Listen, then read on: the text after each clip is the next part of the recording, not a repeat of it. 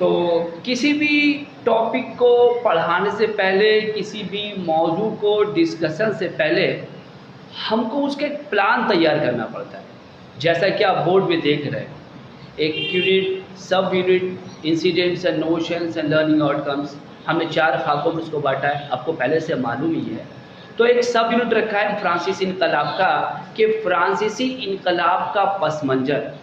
उसमें हमने बच्चों को जो है इनकलाब से कबल फ्रांस के समाजी ढांचा, सोशल स्ट्रक्चर के बारे में पढ़ाया, वहाँ के टैक्स के निज़ाम के बारे में, ऑटोक्रेसी के बारे में, खुद मुख्तारी के बारे में, और जराए की जो नाबराबर तकसीम थी, ये बच्चों को पढ़ाया। अब उनका आउटकम क्या होगा? वो बादशाहत और जागीरदारा निज़ाम की खसूसियत से वाकिफ़ हो जाएंगे, वहाँ की समाजी और मासी हालत से आगाह हो जाएंगे। इसी तरह हमको अगर किसी दूसरे टॉपिक कोई पढ़ाना है तो पहले बच्चों को जो है उनके साबिक तजुर्बे से उनको वहाँ तक ले जाना होगा। ऐसा नहीं कि हम अचानक किसी टॉपिक को शुरू करें और बच्चे उसको सीखना शुरू कर दें। जैसे फॉर एग्ज़ाम्पल हम एक यूनिट लेते हैं इंडस्ट्रियल रेवोल्यूशन, सनअती इनकलाब। तो जब हम सनअती इनकलाब को लेते हैं तो सबसे पहले जो है बच्चे जो है उस्ताद बच्चों से जो है उनके तजुर्बों पर मुबन्ना डिस्कशन शुरू करते हैं। जैसे मिसाल के तौर पर कि आपने अपने इलाके में कौन से कारखाने देखे हैं, या आप उनकी दर्जाबंदी कैसे करते हैं, या आप उनकी दर्जाबंदी करें। फॉर एग्ज़ाम्पल जो है iron steel industry, automobile industry, handloom industry, metals वगैरह वगैरह। तो इस मरहले में उस्ताद उनके पहले तजुर्बे को मौजूदा मौजू से जोड़कर सवाल करते हैं। जैसे इंडस्ट्रीज़ के लिए, कल कारखानों के लिए कौन से खाम माल की ज़रूरत होती है, या ये खाम माल कहाँ से हासिल होते हैं, कैसे हासिल होते हैं। इसी तरह आगे चलते हैं। अब हम जैसे पूछे what favourable environment was there in England for setting up industries. सीखने वाला अपने ग्रुप या उस्ताद से पूछ सकता है why did the period of Europe known as the age of revolution. फिर हम आगे चलते हैं। तो इस मरहले में सीखने वाले को कॉन्सेप्ट को क्लियर करने के लिए उसकी मदद करने के लिए टीचर सवाल कर सकते हैं why industrial revolution first came in England, how did the natural environment and social environment of England help in industrial revolution, या what effect the industrial revolution had on economy and society of England, what kind of relation industrial revolution had with environment, या why was colonial expansion necessary for procuring raw material and marketing products etc। तो अब क्या होगा कि बच्चे जो हैं Europe के मुख्तलिफ ममालिक में सनअती इनकलाब के खसूसियात का जिक्र करते हुए तुलबा इंग्लैंड और दूसरे यूरोपीय ममालिक का नक्शा देखते हैं और ये जानने की कोशिश करते हैं कि यूरोप के दिगर ममालिक में एक साथ सनअती इनकलाब क्यों नहीं है। इस जमाती बहस के ज़रिया सीखने वालों का कॉन्सेप्ट क्लियर होता है। फिर आगे चलते हैं। इस मरहले में तुलबा इस काबिल हो जाते हैं कि वो बहस कर सके सनअती इनकलाब और यूरोप के वाक़यात अपने तजुर्बे की बुनियाद पर। जैसे कि what is the relation of indigo revolution of Bengal and industrial revolution of England, या what is the relation between industrial revolution and colonial expansion. इस तरह इस मरहले में सीखने वाले इस काबिल हो जाते हैं कि समझ सके कि किस तरह सनअती इनकलाब नौआबादियात का जिम्मेदार था और किस तरह पहली आलमी जंग का पेशखेमा बना। तो आहिस्ता आहिस्ता हम देख रहे स्टेज वाइज जब उनको जोड़ते चले जाएंगे तो उनका कॉन्सेप्ट जो है वो क्लियर होता चला जाएगा। इसी तरह तारीख़ के दूसरे वाक़यात को भी मुख्तलिफ वाक़यात से जोड़कर समझाया जा सकता है।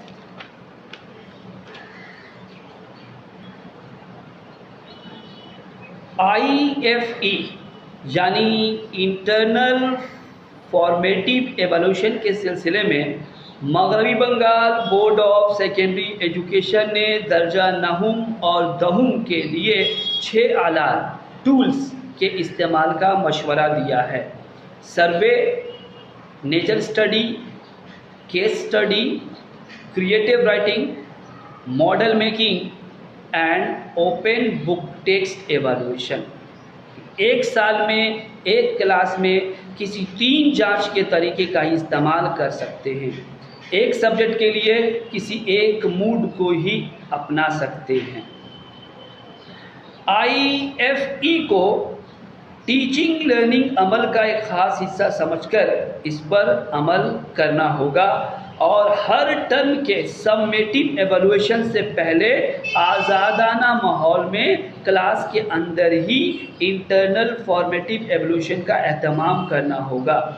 जांच के तरीके को क्लासरूम के तालीमी सरगर्मी का एक हिस्से के तौर पर इस्तेमाल करना होगा और तालीम को समझने और मालूमात के इजाफे पर जोर देना होगा। अब चलिए हम जो टूल्स पांचों है उसको इस्तेमाल करने का तरीका सीखते हैं। तो सबसे पहले हम सर्वे के बारे में जानते हैं। इस लफ्ज़ का इस्तेमाल आमतौर से तुलबा की कारकर्दगी यानी परफॉर्मेंस को जानने और उसकी तशरीह करने के लिए होता है। एक सर्वे हकीकी मालूमात और तुलबा को किसी मौजू को वाज़ा तौर पर समझने में मदद देता है। इसे अनफरादी और मजमूई तौर पर किया जा सकता है और यहाँ टीचर सिर्फ एक मेंटर का फ़र्ज अदा करता है। एग्जाम्पल हम देते हैं, जैसे कि comparative study of two maps. Take two maps, one of the prior period to world war first and the other immediate after the World War II. Compare the maps in regard to territory, names of kings and countries and other aspects. What are the similarities and dissimilarities do you find in the two maps? Make a record of them. हम दो नक्शों को लेते हैं, एक जो है पहली आलमी जंग के पहले का और दूसरी आलमी जंग के फ़ौरन बाद का।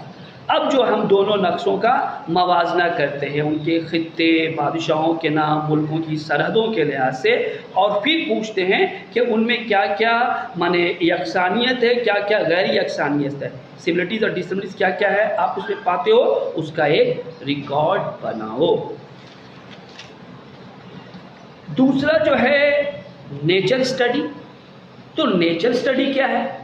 इर्द गिर्द के माहौल, हादसात और इंसानी हरकत का मुशाहदा करना नेचर स्टडी में शामिल है।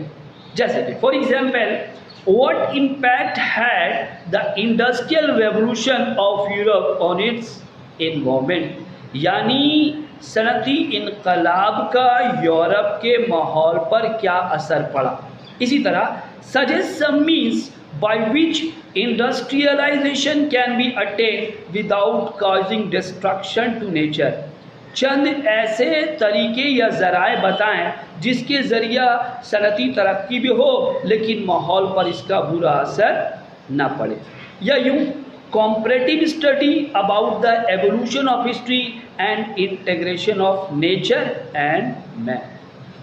इसी तरह आप देखिएगा कि केस स्टडी है। केस स्टडी क्या है?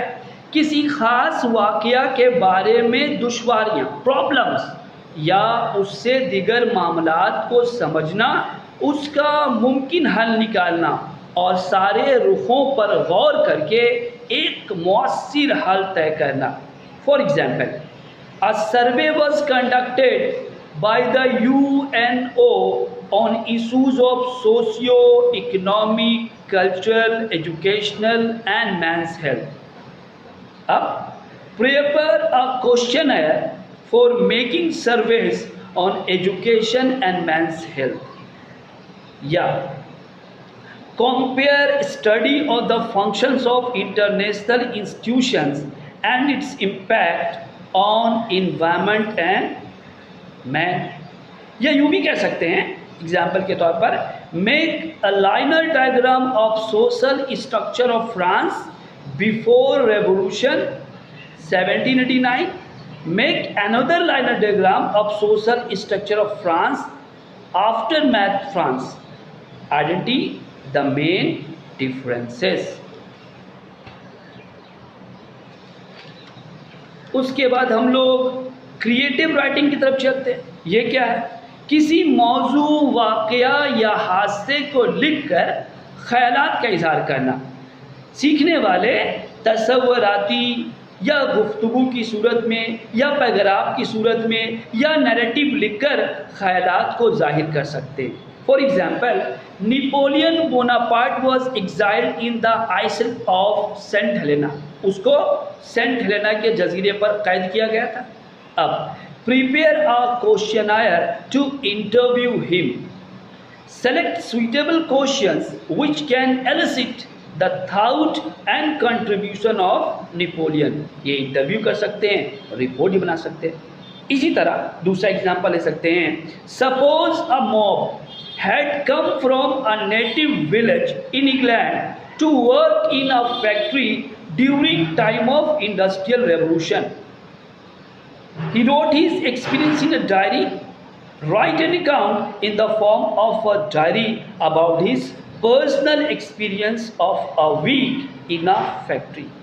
या ऐसे भी तैयार कर सकते हैं, an ordinary soldier taking part in a World War First, in the World War First, एक आम माने सिपाही जो है पहली आलमी जंग में हिस्सा लिया, आप उसका इंटरव्यू लो, उसका नरेटिव तैयार करो। या a serf in the time of tsar of Russia, Russia के ज़ार के वक्त में एक ग़ुलाम का जो है वो इंटरव्यू लो, उसके लिए क्वेश्चन प्रिपेयर करो।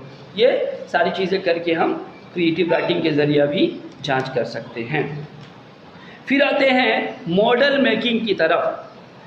तामीराती कामों यानी constructive activities, model, chart, table की मदद से किसी वाक़या के मुतालिक मालूमात हासिल करना। For example, arrange the various incidents in respect of time regarding unification of Italy और unification of Germany. Right a short note on them and make a time line. अगला हमारा है ओपन टेक्स्ट बुक एवेल्युएशन, यानी किसी दूसरे वाक़या से मवाजना करके या जोड़कर एक खास वाक़या को समझना। For example, what is the relation between the spread of European industrialisation and imperialism in Asia and Africa. या what do you understand by the expression the Germany woke up late, what were the reasons for the delay. ये ऐसे भी कर सकते हैं, comparative study of the concepts and ideas included in the text and the relevant lessons or books. It is better to select the text from an article, story, poem, pictures, cinemas, current newspapers, reports, etc. माने जो हालिया में कोई ऐसा अखबार में ख़बर छपा हो, कोई आर्टिकल छपा हो, कोई पिक्चर हो, पोएम हो, उसकी मदद से भी जो है हम वाक़या को बच्चे को समझाने में कामयाबी हासिल कर सकते हैं और उनके परफॉर्मेंस का हम लोग जांच कर सकते हैं। समेटिव एवैल्यूएशन का ये स्टेज, पहला और दूसरा समेटिव एवैल्यूएशन जो है वो 40-40 मार्क्स पर मुबन्ना होगा। उसके साथ में IFE जो है वो 10-10 मार्क्स का। और इसके मार्क्स डिस्ट्रीब्यूशन को देखते हैं। ग्रुप ए में MCQ 10 रहेगा, ग्रुप बी में वेरी शॉर्ट आंसर टाइप जो रहेगा 6 रहेगा। इसमें जो है मैप पॉइंटिंग भी शामिल हो सकता है। ग्रुप सी में शॉर्ट टाइप जो है वो 2x4, ग्रुप डी में एनालिटिकल 4x2 और ग्रुप बी में एक्सप्लेनेटरी 8 मार्क्स का। ये कुल मिला के 40-40 का और वो 10-10 का, ये हम लोग का समेटिव 2 यूनिट्स का होगा। और ये थर्ड समेटिव जो है ये 90 मार्क्स का होगा। जैसा कि हम देख रहे हैं ग्रुप ए में MCQ होगा 20, वेरी शॉर्ट 16, वेरी शॉर्ट में आपका फिल इन द गैप भी होता है, मैच भी होता है, स्टेटमेंट भी होता है। और शॉर्ट टाइप में हम लोग का 2x11 22 मार्क्स का। फिर ग्रुप डी में एनालिटिकल 4x6 24 और एक्सप्लेनेटरी 8 नंबर का, यानी कि 90 मार्क्स का। लेकिन क्वेश्चन बनाते वक्त हमको कुछ बातों का ख्याल रखना होगा। जैसे कि जब हम एमसीक्यू क्वेश्चन तैयार करेंगे तो एमसीक्यू में जो है, हर एमसीक्यू में 4 ऑप्शन का होना जरूरी है। चार ऑप्शन रहेंगे जिसमें एक करेक्ट आंसर रहेगा और बाकी 3 जो है डिस्ट्रैक्टर्स रहेंगे। करेक्ट ऑप्शन सिर्फ एक रहेगा। सारे ऑप्शंस अलग अलग होंगे, लेकिन जो चारों ऑप्शन होंगे वो लेंथ, कॉम्प्लेक्सिटी और सिंटेक्स में बराबर होंगे। और एक बात, ऑल एबव आर करेक्ट या none of the above is correct, ऐसे स्टेटमेंट्स का इस्तेमाल नहीं करेंगे। और डिस्ट्रैक्टर्स जो भी यूज करेंगे वो लॉजिकल यूज करेंगे। फिर जो very short answer type question होता है वो एक लफ्ज या एक मुकम्मल जुमले में उसका जवाब देना होगा। आसान और आम फहम ज़ुबान का इस्तेमाल होना चाहिए। इस्तेमाल होने वाले जुमले पेचीदा ना हो। सवाल ऐसा हो कि इसको मुख्तसर और महदूद अल्फाज में लिखा जा सके। फिर जब खाली जगह का मामला आएगा, फिल इन द ब्लैंक्स का, तो वहाँ भी हमको आसान और आम फहम ज़ुबान का इस्तेमाल करना होगा ताकि बच्चे समझने में दुश्वारी महसूस न करें। और ब्लैंक्स ऐसा होगा कि सिर्फ एक लफ्ज़ से ही भरा जाएगा। साथ ही साथ जब ट्रू फॉल्स का मामला आएगा तो उसमें भी हम जुमले इतने आसान रखने की कोशिश करेंगे कि बच्चे समझ सकें। पेचीदा जुमलों से हम लोग परहेज़ करेंगे। फिर जब स्टेटमेंट और इंटरप्रिटेशन का मामला होगा उसमें ज़ुबान का ख़ास ख्याल रखेंगे। पेचीदा जुमलों का इस्तेमाल ना करेंगे वरना बच्चे उसको समझने से महरूम रह जाएंगे। एक ही ख्याल, कॉन्सेप्ट का इजहार होना चाहिए और सारे ख्याल किसी न किसी तरह स्टेटमेंट के मुताबिक यानी कि रेलेवेंट होना चाहिए। फिर जब हम लोग मैप पॉइंटिंग की तरफ आएंगे वहाँ भी ध्यान रखेंगे कि सिलेबस में शामिल जगहों को ही मैप पॉइंटिंग में शामिल किया जाए और मैप जो दिया जाए वो टाइमलाइन के मुताबिक हो, क्योंकि वक्त के साथ नक्शे बदल जाते हैं। फिर जब आप मैच द कॉलम में आओगे, क्वेश्चन प्रिपेयर करेंगे वहाँ पर, तो वहाँ भी कुछ बातों का ध्यान रखना होगा। बी कॉलम से ए कॉलम के नस्बत जो है एक आइटम ज़्यादा होना चाहिए। ए और बी कॉलम में शामिल आइटम्स जितने भी हो मुख्तसर हों। दोनों कॉलम एक ही पेज पर लिखे होने चाहिए। फिर आ जाइए आप शॉर्ट आंसर टाइप क्वेश्चन में जो 2 मार्क्स का होता है। इसमें भी हमको ज़ुबान की दुश्वारी से बचना होगा। आम ज़ुबान का हम लोगों को इस्तेमाल करना होगा। अब लॉन्ग टाइप क्वेश्चंस में चले आइए। तो ज़ुबान, पहली शर्त आम फहम ज़ुबान हो, दुश्वारी ना हो। और इस किस्म में सवालात हम देखेंगे 5 मार्क्स या 3+2 मार्क्स या 2+3 मार्क्स ब्रेक्स करके आते हैं। तो जो 2 मार्क्स का होगा वो 2 या 3 जुमले में, 3 मार्क्स का होगा 3 से 5 जुमले में, 5 का होगा वो 7 से 10 जुमले में। तो यह है हमारे मार्क्स का डिस्ट्रीब्यूशन और सबमिटिव एवल्यूएशंस के क्वेश्चन के मुतालिक जानकारी।